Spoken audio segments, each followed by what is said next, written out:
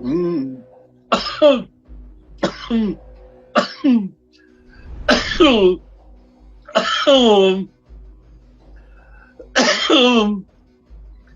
Bate na minha costa, Caio. Bate, bate. O que foi, meu irmão? Não, eu bebi. A largos sorvos. E agora eu fiquei até sem respirar. Então pense aqui comigo. Quais são as coisas que o diabo mais gosta na vida humana, e especialmente na vida humana cristã? Olha o texto de Mateus 4, de 1 a 11. Eu, particularmente, já preguei nesse texto centenas de vezes, desde jovenzinho. Então, já falei nele sobre todos os aspectos e tem centenas de entradas e approaches. Mas hoje eu quero falar sobre aquela coisa mais básica, que até o mais tapado de todos os seres humanos não pode não entender. Porque quando eu sofistico um pouco mais, tem gente que diz, eu não entendi porque ele foi muito elevado ou muito profundo. Mentira, todo mundo que quer me entende. Mas eu não vou te dar nem esse pretexto. Eu vou te dar logo as 3 coisas que o diabo mais gosta. A primeira, com base em Mateus 4. A primeira coisa que ele mais gosta é um crente que crê em magia. Magia. É aquele cara que diz que para Deus tudo é possível. Como Jesus disse, para Deus tudo é possível.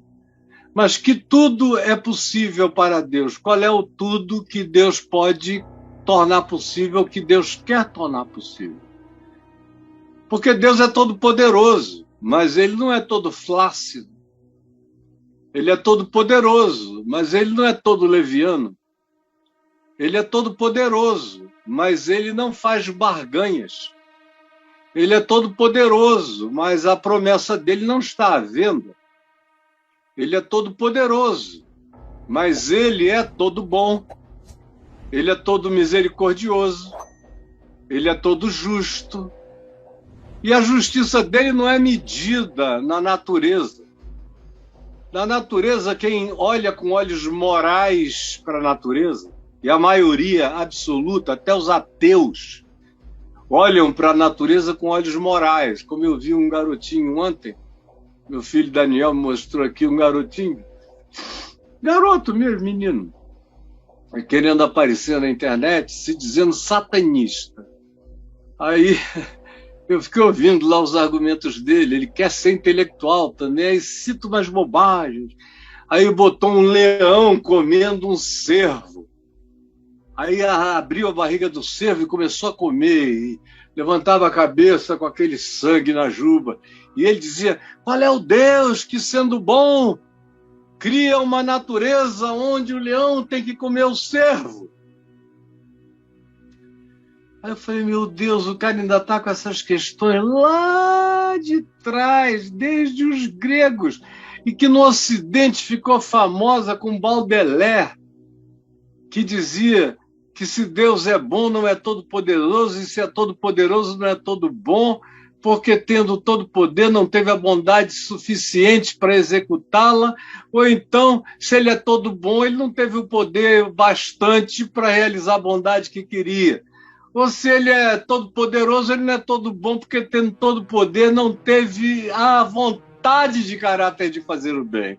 É um argumento, meu Deus, que vem desde o século XVI, entrou pelo XVII, pura bobagem. Eu até já respondi isso algumas vezes em livros, e no meu livro O Enigma da Graça, eu dou uma viajada por dentro disso, porque eu sei que é uma pedra de tropeço para quem nunca pensou na vida, nem na história, e não tem nenhuma profundidade de olhar filosófico para a existência. Aí lá estava ele. Agora, eu não sei o que ele come. Eu não sei o que ele come, porque na natureza não tem magia. Na natureza, o mais forte come o mais fraco. É assim. E tem aqueles que não foram feitos para comer carne, mas são servos da vida, como, por exemplo, um gado, que só come grama, e outros entes que não são predadores nesse nível. Mas um ente sempre come o inferior. O boi come a grama, o leão come o boi, o elefante espanta o leão, mas não se alimenta de carne. Os humanos que já estão aqui, cada vez a gente sabe mais, há mais tempo.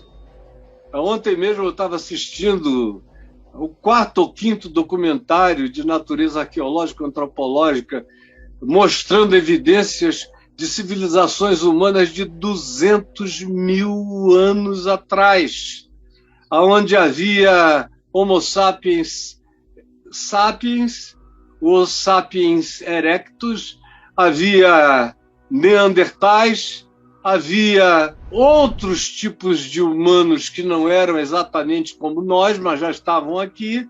Acabou que a nossa espécie prevaleceu, não porque fosse a mais forte, nem tampouco a mais inteligente, mas porque as circunstâncias naturais nos protegeram e nós eclodimos como a espécie prevalente no planeta para fazer essa miséria que a gente está fazendo nos últimos 12 mil anos, mas especialmente da Revolução Industrial para cá, os 200 últimos anos foram infernosos e os 50 últimos anos foram pavorosos.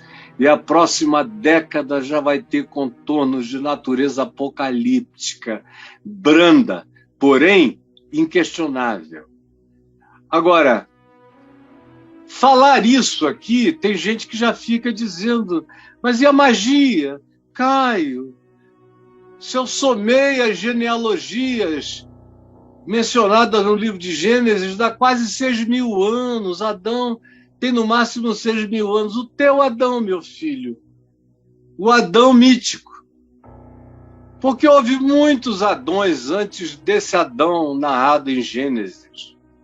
Houve muitos humanoides, houve muita vida.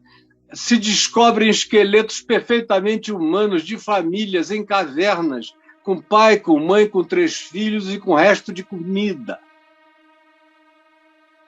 a ser identificada na sofisticação dos nossos exames atuais. Então, nunca foi de outro modo. Sempre foi dureza.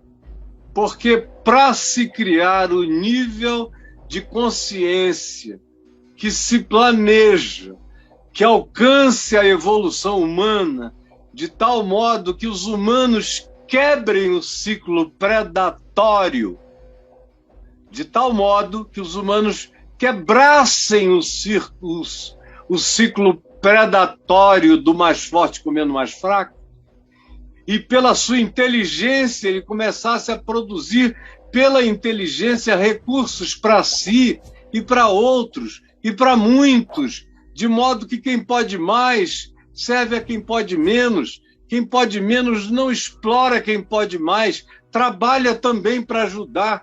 Todos trabalham, e Jesus disse que cada um tem suas competências em níveis diferentes, em capacitações diferentes e em dons diferentes. Isso tudo aconteceu para que nós sejamos uma espécie na qual cada ser humano é uma espécie única e singular. E tudo isso me foi dado, todos os dons que eu tenho, que você tem, que todo mundo tem e nem sabe que tem, nos foram dados para serem desenvolvidos, para que a Terra melhore e não se acabe. Mas tem gente que acha que a presença humana aqui é para nos levar ao apocalipse e à destruição. E por quê? Porque creem em magia. Tem gente que acha que pode destruir o meio ambiente para todo lado sem consequência.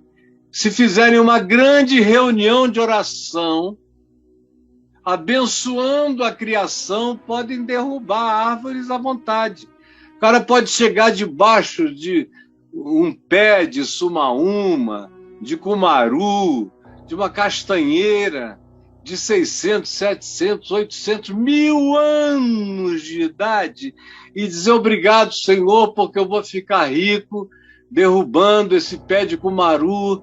Tem madeira aqui para sustentar a minha vida 10 anos. Eu vai,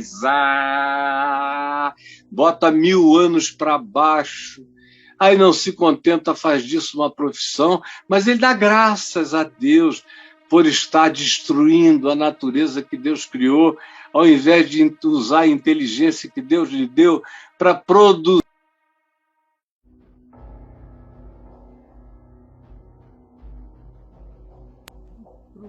Oi, estão me ouvindo? Estão me ouvindo? Estão me ouvindo? Estão me ouvindo? Ei, Braulio, está chegando a você. Tô aqui, peraí, tá chegando. Calma. Valsum. Braulio? Voltou, pode seguir. Tá bom, então tá aí. Então, magia. Acham que é magia. Tudo é magia. Os cristãos de hoje creem em magia. Por exemplo, eles não se aproximam de um pai de santo porque eles acham que tem uma energia no pai de santo que vai colar neles. Se tiver um despacho na esquina, eles dão a volta, repreendendo, dizendo tá amarrado, porque eles acham que tem um negócio ali que vai colar neles. Qualquer coisa, se alguém disser uma palavra negativa para ele já sai amarrando em nome de Jesus, que é para aquela magia não se transformar em algo negativo contra ele. Quase todo mundo aqui é mágico. As teologias de vocês são mágicas. Deus se agrada de um cara que faz fimose, circuncisão judaica. Olha só, vê se pode.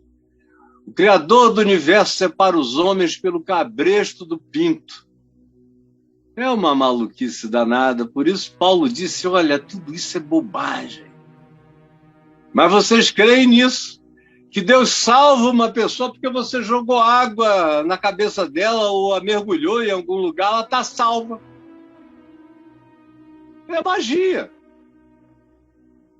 Ela pertence a Deus porque ela come o pão e bebe o vinho. Embora ela não se importe com o seu próximo faminto já na saída do templo. Mas ela é uma salva pela magia. Ela levanta a mão e diz que aceitou Jesus. Aí todo mundo aplaude, está salvo. Pela magia. Continua enfermo, doente, cabeça ruim, alma destruída, espírito todo esfrangalhado, sem paz, sem alegria, sem serenidade, ansioso, numa busca frenética, sabe Deus do quê, transferindo culpas para outros, transferindo infelicidades para outros, porque a magia não dá certo e não deu certo. Mas é magia. Esses cultos, esses pregadores para os quais vocês vão, 90 e tantos % deles são pregadores de magia. São coaches de magia que ensinam você que se você aprender aquelas frases clichê e ficar repetindo, você é capaz até de reprogramar o seu DNA, já pensou? Pura magia! Ou como o cara que chega e diz, eu já fui em 2 funerais. Eu já fui a milhares. Ele disse que foi a 2. Chegou lá, abriu o povo e falou assim, se afastem porque esse pessoal vai levantar. E mudou de assunto, sabe por quê? Ninguém levantou. Mas ele conta metade da história para estimular a magia. Eu já fui a milhares de funerais. Milhares. Ninguém levantou, mas a família ficou em pé e foi para casa consolada. Ninguém ressuscitou, mas o pai e a mãe que estavam mortos de tristeza se revigoraram na vida e prosseguiram. Isso não é magia. Agora, no que você crê? Pode ser que a estrutura, a arquitetura, o arcabouço dos seus dogmas, das suas confissões das suas crenças, sejam todas elas mágicas. Mágicas. Espero que você esteja me ouvindo bem, porque aqui para mim a minha imagem deu uma borolada, tá ficando mais nítida, mas eu quero ser ouvido.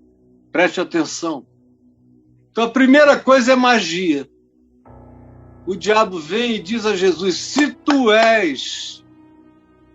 tem uma dúvida sobre a questão identitária, qual é a tua identidade? Se Deus gosta de ti, se Deus aprova a tua identidade, se a tua identidade é divina, então realiza uma magia.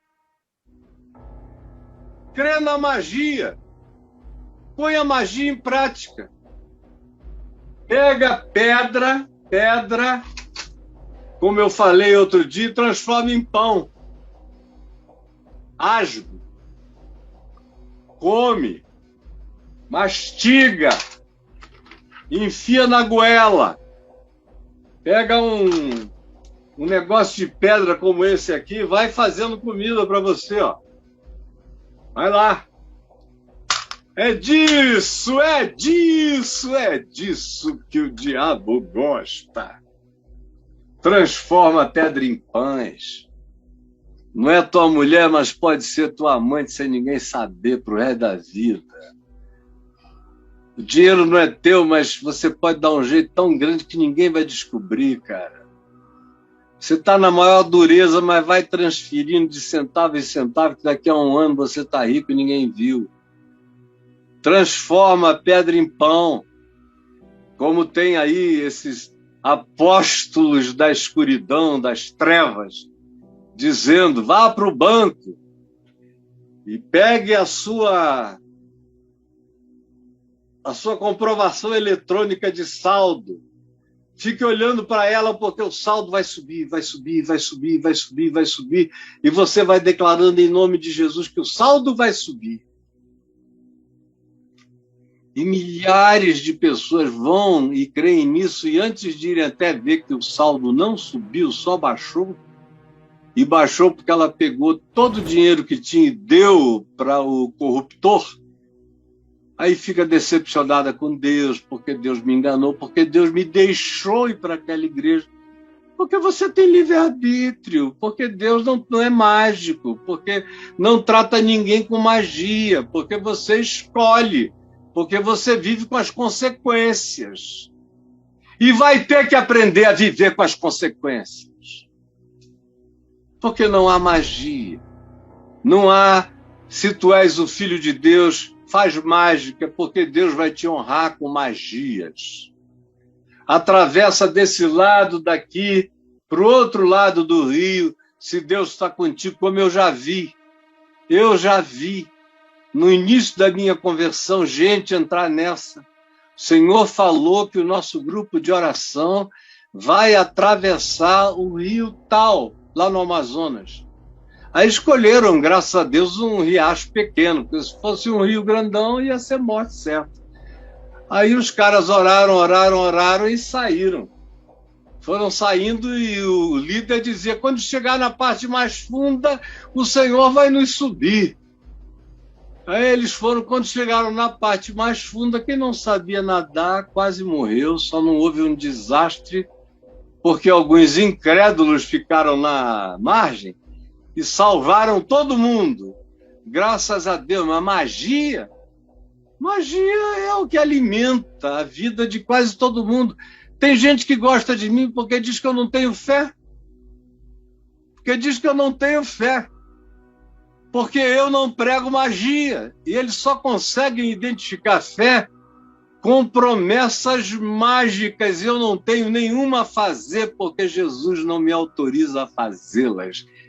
O que Jesus diz é: nem só de pão viverá o homem, mas de toda palavra que sai da boca de Deus. Vai comer o evangelho, que você vai aprender o que é bom para viver e o que não é bom para viver. Mas não entre na magia de transformar o que não é naquilo que deveria ser do seu ponto de vista, porque não será. e você vai terminar apenas com o estômago cheio de pedra e a vida sem poder digerir a maluquice que você fez, como tem gente com indigestão há décadas. Outro dia eu estava conversando com um cara que me contou que a história dele era essa, e por isso agora ele era ateu, tem uma semana. Aí, o que você diz disso? Eu digo, não, acho natural. Se Deus para você era aquilo e você se alimentou desse Deus, crendo que ele era Deus e só comeu porcaria, está com indigestão de Deus já há quase 20 anos, é natural. Só vai passar quando você entender que Deus não é aquilo. Aí é melhor até ficar ateu mesmo. Fica ateu. Aí ele disse, o senhor não fica preocupado com isso não? Eu falei, nem eu, nem o Senhor. Porque ele te ama mais do que essas bobagens profissionais. Ele está vendo a tua dor, teu sofrimento, tua decepção. Orei com ele, quando eu acabei, ele falou, o senhor podia mandar o Pix para ajudar na construção da sua casa, porque até ela terminar eu vou ajudar todo mês. O ateu, eu falei, ó, isso aí não é magia, né? Você vai mandar, vai chegar, vai virar tijolo, vai subir. E se um dia você quiser visitar, chegue lá que você será bem-vindo. Mas a primeira coisa que se ensina nessas teologias que se tornam populares é a magia. E a primeira magia é essa. Não tem que equivaler ao trabalho, nem ao esforço, nem ao estudo, nem a nada disso. Deus tem uma bênção mágica. E se ele te abençoar com a bênção da magia, até as pedras vão se transformar em pães. Aleluia! É ou não é, meu irmão? Não é isso que você está ouvindo para todo lado? Não é nisso que muitos de vocês embarcam? É proposta de Satanás, não deu para ver ainda não? Que tudo é em nome de afirmar a profundidade da sua identidade, da sua intimidade com Deus, mas é tudo mentira. Jesus sabia que o Pai não era o Pai das magias. Até os milagres dele trabalham dentro das leis profundas da natureza que ele próprio criou. Mas não tem operação de magia. Cada vez a gente entende mais a profundidade do milagre e da soberania de Cristo, operando desde as partículas subatômicas, as multiplicações de pães, a transformação de um elemento noutro, de água em vinho, na mesma natureza. Contém também H2O, contém tudo. Não faz nada estrambólico. As coisas têm sequência. O que acontece faz sentido e fará cada vez mais, tanto mais quanto a gente entenda as dimensões da nossa própria mente que estão atrofiadas. É por isso que a gente usa só 10% do cérebro. E é por isso que os cientistas, até pouco tempo, diziam que a maior parte do nosso DNA era lixo, que não servia para nada. Agora é que eles estão descobrindo que as coisas mais fantásticas habitam o que eles chamavam de as lixeiras do DNA. Porque a ignorância é muito grande, a ignorância é fanática por magia. A segunda coisa que o diabo adora na tua vida, que abre a porta para tudo mais, é o marketing divino. Ele leva Jesus ao pináculo do templo, a parte mais alta do templo. Se tinha uma visão ampla de Jerusalém toda, da cidade amuralhada naqueles dias, no primeiro século, a cidade concluída por Herodes o Grande, com o templo, espetaculosa, um monte de coisas que hoje a gente nem sonha que existiram lá e eram lindas, eram maravilhas do mundo. Leva Jesus ao pináculo do templo, de onde era possível olhar para o átrio, para o pátio central, onde a multidão ficava. E ele diz a Jesus, atira-te daqui abaixo, porque tem base bíblica, é a história da base bíblica. tem base bíblica. Ontem eu vi um carinha que eu conheço desde que ele era menino, não vou citar o nome dele, porque eu gosto muito do pai dele. E eu tenho vergonha alheia dele ser daquele jeito. E aí ele estava lá dando uns conselhinhos no Instagram. Alguém perguntou sobre onde se deve dar o dízimo. Ele falou, na sua igreja, porque a Bíblia ordena que você dê o dízimo na igreja. Eu queria que ele mostrasse na Bíblia. Ele pode até achar no Velho Testamento a alusão ao dízimo para sustentar a tribo de Levi, que não trabalhava, só cuidava de liturgia no templo, matando animais e oferecendo cultos. Todo mundo dava 10% para eles poderem comer e se alimentar, e até dar melhor carne. Fora isso, você tem a recomendação em Malaquias, porque o templo estava abandonado depois que eles voltaram do cativeiro em Babilônia, e ninguém estava com disposição para construir mais templo, para ser derrubado de novo. Fizeram uma capela, praticamente. E aí, Malaquias diz, olha, vamos construir não só os muros, mas a casa do tesouro, porque o templo era tudo, era um Knesset, era um Congresso Nacional, era um executivo, era o judiciário, era o sinédrio, era tudo junto. Tudo junto. Eles já tinham rabinos e sinagogas desde a Pérsia, que eles começaram a lidar com isso, porque não tinham templo, mas eles queriam ter aquele orgulho. O templo para eles era orgulho, era troféu. Tragam os dízimos. E é uma coisa ameaçadora, senão o gafanhoto vai comer, vai destruir, vai tudo. E é isso que é usado até hoje. E que morreu em Cristo. Foi Jesus mesmo, quando viu o templo elogiado. Olha, que pedras, Senhor, que construções. O que ele respondeu? Ele realmente disse, que coisa linda, esse Herodes é fabuloso, que arquiteto, que simetria, que coisa maravilhosa. Não. Jesus disse, em verdade, eu vos digo que isso e o que isso representa, deixa eu dizer, não ficará aqui pedra sobre pedra que não seja derrubada. Essa é a importância que Jesus dá ao templo. Mulher, disse a samaritana, nem aqui, no Monte Gerizim, nem no Templo de Jerusalém, se deve adorar ao Pai. Deus é espírito, e ele procura para serem seus adoradores os que entenderam isso e o adoram em espírito e em verdade. No coração, entra no teu quarto, então fala com Deus em ti, porque ele te habita e tu és o templo, tu és o santuário, esse templo que cresce para dentro. Mas vai o diabo e diz, tem base bíblica, Jesus. Salmo 91 e cita. O cara teve a coragem, como eu vejo esses pregadores tirarem o texto do contexto, criarem uma fábula suicida, louca, montada com base bíblica, e eles não sabem nem o que estão falando. Para eles, a Bíblia é só aquele livro. Se eles acharem alguma coisa entre a primeira capa e a última capa, não importa que o último terço do livro diga que o que ficou para trás ficou em obsolescência, não interessa, eles vão juntando, fazem um Frankenstein bíblico e apresentam com base em montagens. Montagens, são montagens, caçadores de Pokémon teológico. Aí ele citou o Salmo 91. Não, está escrito. Tenha medo não. Você é um filho de Deus?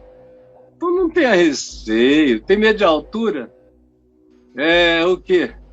Tem essa fobia? Não. Você é um filho de Deus. Olha a promessa de Deus para você. Porque está escrito que aos seus anjos Deus dará ordens a teu respeito para que te guardem em todos os teus caminhos. Aí Jesus desceu pela escada, porque ele olhou para o diabo e disse, olha, também está escrito, não tentarás ao Senhor teu Deus, ele não me fez passarinho. Ele me fez humano. Eu não nasci com asas deltas. Eu vou descer pela escada. Eu vou falar no nível dos homens e mulheres. E quem tiver ouvidos para ouvir, ouça. Mas eu não vou fazer nenhuma pirotecnia como validação identitária, porque ao fazer isso, eu estou provocando Deus que criou a natureza, a gravidade, a existência como ela é. A filosofia de Jesus é totalmente diferente da teologia dos cristãos.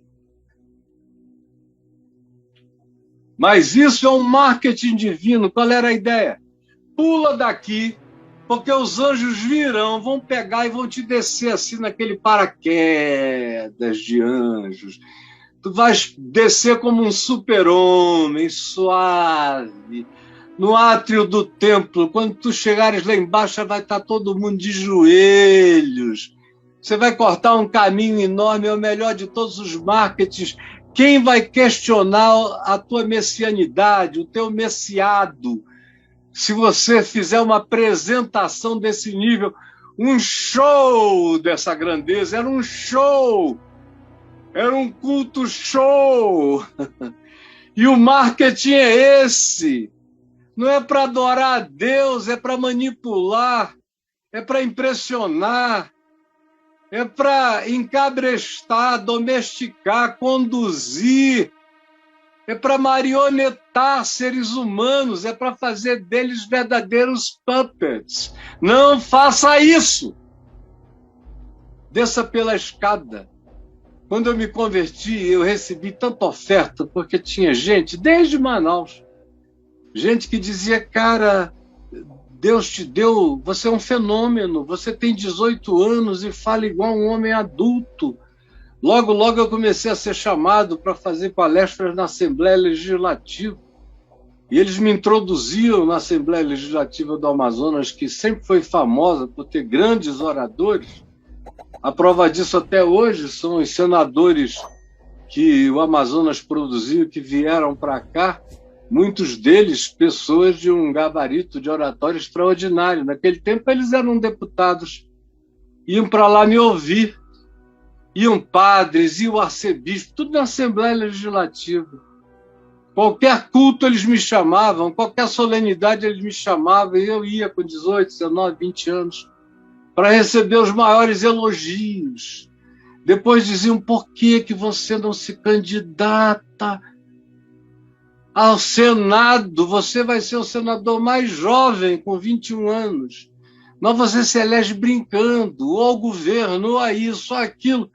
Era pula do pináculo, dá um passo largo, impressiona todo mundo. Depois eu comecei a viajar muito para São Paulo e Rio, recebi todas as promessas infames, os convites mais mirabolantes. Pula do pináculo, porque você vai ter todo o amparo. Aí quando eu dizia, não, eu vou no meu caminho simples pela escada, eles diziam, sabe, o que o senhor tem de inteligente tem de ingênuo. Ingênuo. Eu falei, deixa eu morrer na minha ingenuidade. Disse milhares de vezes e digo até hoje, diria até o fim da vida, eu não quero outro caminho que não seja o da natureza criada pelo Senhor. E o diabo, todavia, adora esse marketing divino. Ele diz que é para ajudar a Deus. Eu vi um cara também essa semana, eu fiquei impressionado com um cara que disse, por que eu estou pregando isso para vocês? Eu não precisava, eu já estou rico, é um coach. Eu estou pregando isso a vocês para ajudar Deus. Para ajudar Deus. É para isso que eu faço esse show grandioso.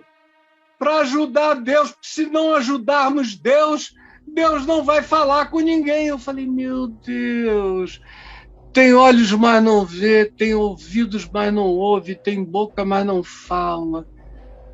É só um ídolo. E esse povo aplaude, aplaude. Todos loucos, insanos, sucumbiram ao marketing divino. Estão ajudando Deus. E a terceira e última coisa que o diabo adora mesmo. E durante toda a história ele sempre trouxe isso recorrentemente, nunca para de trazer nas instâncias as mais variadas da existência da gente. Não é só para gente com muita capacidade de poder, é para qualquer um. No nível da sua vida, aparece essa proposta da ganância de poder terreno. Estava conversando com um amigo querido, com quem eu não conversava assim com qualquer intimidade já há uns 19 anos, 20 anos quase, 20 anos. E aí eu não sabia o quanto ele tinha mudado, é mais fácil de saber que eu continuei o mesmo, porque eu estou aqui, todo mundo que queira me vê, e aí ele não é o caso. E aí ele virou para mim, sabe, reverendo, eu acho o seu ministério lindo, mas, na minha opinião, o senhor devia ficar muito rico. Porque o senhor tem coração para ajudar os pobres. O senhor só não vai poder ajudar os pobres sendo um deles. Eu falei, olha, eu estou longe, infelizmente ou felizmente, o Senhor Deus o sabe, eu sou grato pela vida simples e modesta que Ele me deu, aonde nada me falta, conforme a promessa dele. E bondade e misericórdia me seguem todos os dias. E eu enfrento os inimigos ungido em paz e com a alegria dele no coração. Como o Salmo 23 me promete, para mim, eu estou feliz e satisfeito. Aí ele falou, mas com todo respeito, a gente precisa ganhar dinheiro. Ele falou, eu botei como objetivo da minha vida, antes de morrer, ficar muito rico. E eu falei, eu também. Aí eu não tive coragem de dizer para ele em que riqueza. Eu só disse assim, eu também, só que é de uma outra natureza. A riqueza que eu ambiciono. E a minha é toda aqui dentro. E nesse sentido, eu estou ficando trilionário dessa riqueza interior. A ausência de ganância, qualquer que seja. O diabo pode vir procurar ganância em mim. Vai ser uma frustração. Porque eu não tenho ganâncias, meus amigos, eu não tenho. Eu sou grato pelo que o Senhor Deus me dá, na medida e na proporção das minhas necessidades. Mas eu não tenho ganância, eu tenho fé. Eu sei que quando eu partir, não faltará nada para minha mulher. Sei que ela vai viver a vida dela até o final da velhice dela, se eu partir antes, com integridade mental, sem faltar nada. E nós não somos e nem seremos ricos, nem milionários, só nada nos faltará. Que riqueza há maior do que essa? Mas o diabo quer botar ganância. Paulo diz, escrevendo a Timóteo, no capítulo 6 da primeira epístola, que todos aqueles que ambicionam, que gananciam a perspectiva de se tornarem ricos, estabelecem que os fins justificam os meios, transforma a pedra em pão, pula do pináculo, faz qualquer negócio. Ou até se ajoelha, se curva diante do homem mau. Tem gente aqui que diz, eu nunca me curvei diante de Satanás. De você que pensa, meu filho. Você está de joelho aí num monte de diabos. Os diabos não são seres com chifre. Os diabos são muito agradáveis ou então muito convincentes, muito manipuladores. E o que não falta são adoradores. E é fácil, às vezes, o grito louco de um insano mobilizar uma nação inteira. Basta ver promessa de poder, de fartura, de qualquer coisa que o pessoal embarca. Promessa de liberdades excessivas, ou promessa de diminuir a liberdade, promessa de restringir tudo a costumes restritíssimos, ou promessa de não ter referência mais para coisa alguma, seja o que seja em qualquer dos polos, com a promessa de que você vai ter poder, poder funcional, poder na autarquia, poder na empresa, poder político, poder, você acaba baixando a calcinha ou tirando a cirola. E eu não vou dizer em que posição a maioria fica, mas o diabo diz: olha aqui, todos os reinos do mundo, todos, que Jesus conhecia todos eles, sem ter saído de Nazaré. Eis aqui todos os reinos do mundo. É uma viagem mental, subjetiva.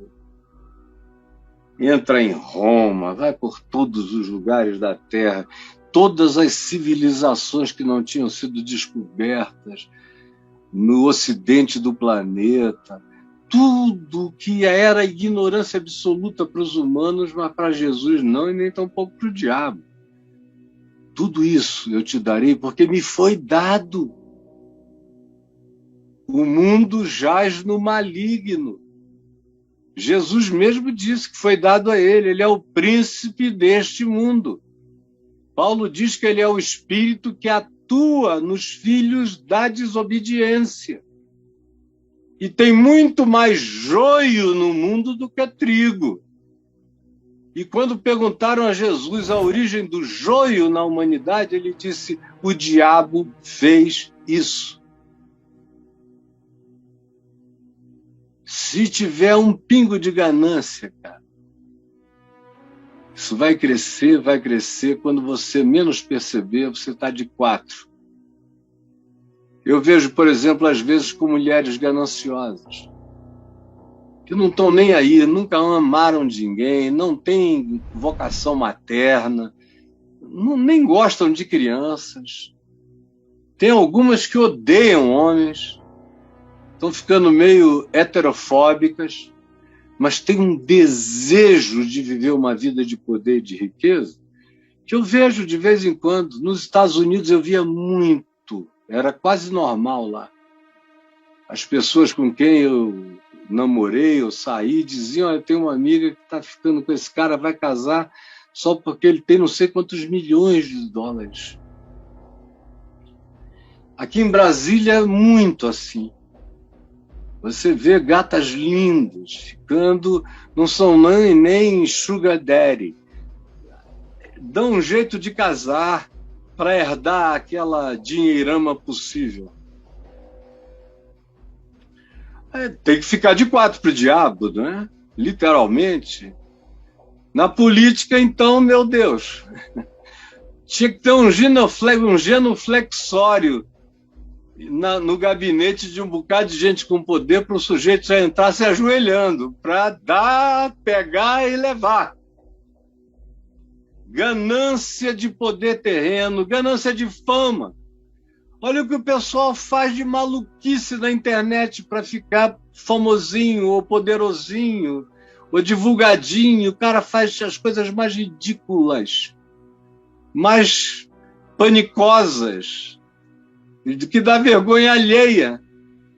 Mas ele faz porque aumenta. Uma pessoa como eu que fica falando coisa séria tem que não ter ganância digital, porque senão você vai ficar frustrado. Eu não sei nem como é que aqui no YouTube eu tenho quase 800 mil, e no Instagram também, e lá no Facebook mais de 500 mil, porque eu não ajudo em nada. Não ajudo. Venho aqui falar contra a magia, que vocês amam, contra o marketing divino, que vocês adoram, e contra a ganância do poder terreno, que todo mundo quer aprender. Do que é que os marqueteiros do coaching vivem? De infiltrar em você ganância. Eu tenho ouvido alguns coaches dizendo: olha, eu sou um cristão, mas eu tenho que admitir que o evangelho não ajuda a gente a ficar rico. É preciso ter ganância. É preciso ter coragem de pisar num aqui e no outro ali. Mas você vai porque Deus vai te abençoar. E ninguém ouve a voz do diabo falando nesses aconselhamentos e eu fico perplexo. dizendo: Jesus, o que aconteceu com esses que um dia foram teus filhos ou disseram que eram do Evangelho? E eu vejo gente já velha, que sabe muito mais e melhor e que entrou nesse barco por causa da conveniência do poder. E todo mundo sabe que eu sei nomes para valer de tudo que é grupo de A a Z, mas deixa para lá. Eu estou aqui para edificar sobre tudo. E perguntar a você: você tem feito a vontade de Satanás? Essa não é uma pergunta que as pessoas querem responder. Todo mundo me pergunta pela vontade de Deus, que está explicitada. Jesus ensinou que é amar, que é perdoar, que é não julgar os outros, que é não desprezar, que é não fazer acepção de pessoas, que é ser íntegro, honesto, que é trabalhar com dignidade para comer um pão de verdade, para ter um coração piedoso, compassivo, misericordioso, generoso, justo, fiel, leal. Essa é a mente de Cristo, esse é o caráter de Deus, essa é a vontade de Deus, essa é a mensagem do Evangelho. Isso vocês me perguntam porque não querem aprender. Mas ninguém chega aqui e me pergunta: escuta, será que eu estou fazendo a vontade de Satanás? E eu digo a você, a maioria está dentro da igreja fazendo a vontade do diabo. Assim como em João 8, Jesus disse para a maioria dos religiosos judeus de Jerusalém, cheios de religiosidade, de Abraão, de Moisés, de lei, disso, daquilo, Jesus disse: vocês são filhos do diabo. Vocês têm ódio, vocês são homicidas. Quando vocês não matam fora, vocês matam dentro. São filhos do diabo. São mentirosos como ele, que é o pai da mentira e homicida, mentiu desde o princípio e nunca gostou da verdade. Vocês são filhos disso. Infelizmente, Jesus repetiu de novo isso, por exemplo, em Mateus 23, quando ele disse que a iniciativa missionária dos judeus dos dias dele rodava o mundo tentando fazer gente se tornar judia, cortando a fimose, fazendo a circuncisão, aprendendo alguns mandamentos da Torá e frequentando a sinagoga do lado dos homens e botando a mulher do lado das mulheres. Isso aí era o normal, era o suficiente. Jesus disse: vocês dão a volta no mundo para fazer isso. E quando fazem, o cara fica 2 vezes mais fanático e pior do que vocês. 2 vezes mais filho do inferno, foi o que Jesus diz, do que vocês. Não eram as prostitutas, eram os fanáticos religiosos. Ai, como o evangelho é duro, né? E como ele atinge justamente os presunçosos, que pensam que estão garantidos, mas Jesus disse, e Tiago, irmão dele, confirmou, que o juízo começa pela casa de Deus. Ele ensinou que tem que expulsar os vendilhões do templo, tem que tirar essa nojeira, essa magia, esse marketing de fariseus, fazendo apresentações de natureza moral para Deus, ou sacrificial, ou chegando o mais próximo possível do poder, já chegam assim de bundinha. Oi, como vai, senhor? Eu estou aqui, viu? Meu Deus!